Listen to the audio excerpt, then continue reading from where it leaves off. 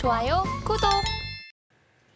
코스피입니다. 티웨이 항공, 한올 바이오파마, 크래프톤, 유한양행, 한미반도체 있습니다. 어떤 종목 살펴볼까요? 네, 크래프톤 보시면 좋을 것 같고요. 최근에 이제 조정주자가 또 다시 한번 반등이 좀 강하게 나오고 있는데 이제는 전고점을 돌파하냐 마냐 이 기로에 좀 서 있는 것 같습니다. 근데 지금 추세대로 간다면 충분히 이제 전고점 이상으로 돌파 가능하지 않을까라고 좀 보고 있는 상황이에요. 그래서 여전히 지금 게임 업종들이 이제 좀 우려감들도 많은 그런 상황인데 지금 크래프톤 같은 경우에는 나홀로 지속적인 좀 우상향 추세를 좀 유지를 해주고 있죠. 그래서 결국에는 지금 모든 업종에 대한 생태계가 좀 비슷한 것 같습니다.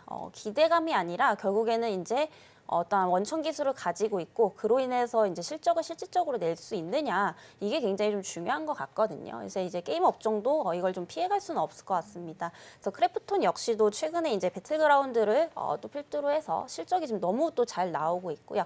3분기도 이제 전년 동기 대비해서 굉장히 좀 잘 나올 것으로 좀 보이고 있는 상황입니다. 그리고 배틀그라운드 같은 경우에 지금 출시된 지 굉장히 오래됐는데 지금 동시 접속자 수가 또 이제 80만을 돌파를 하면서 2020년 이후로 또 한 번 이제 최고치를 갱신을 했습니다. 네, 다만 이제 우려 요인도 있어요. 여기에 대한 의존도가 좀 너무 높다 보니까 이제 배틀그라운드 인기가 식으면 뭐 크래프톤도 지금 다운이 되는 게 아니냐 뭐 이런 얘기들도 나오고 있는데 사실 크래프톤이 지금 신작도 굉장히 많이 좀 준비를 하고 있습니다. 그래서 지금 미공개한 것만 파이프라인이 한 20개 정도가 넘기 때문에 이게 순차적으로 올해 4분기 그리고 내년 초부터 이제 지속적으로 좀 출시가 된다라고 한다면 추가적인 어떤 프리미엄을 좀 더 받지 않을까라고 보고 있고요.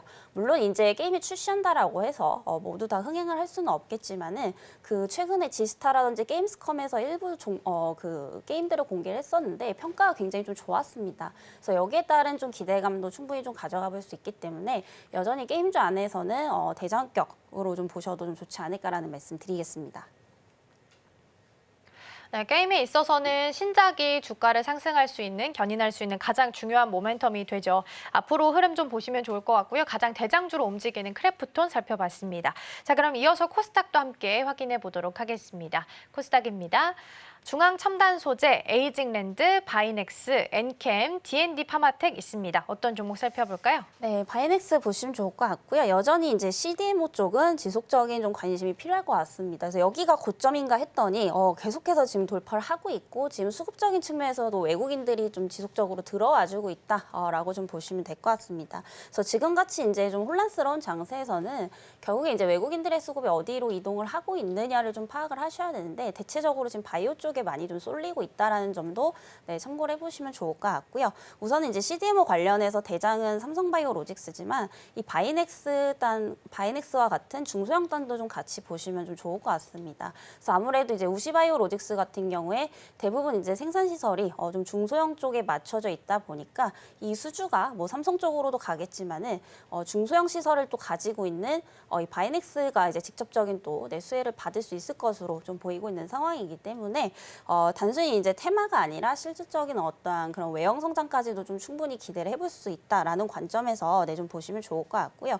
지금 이제 CDMO 기업들이 단기적으로 좀 조정이 또 크게 나오고 있는 상황이기 때문에 저는 오히려 지금이 좀 매수의 적기가 아닐까라고 판단이 되고 있고요.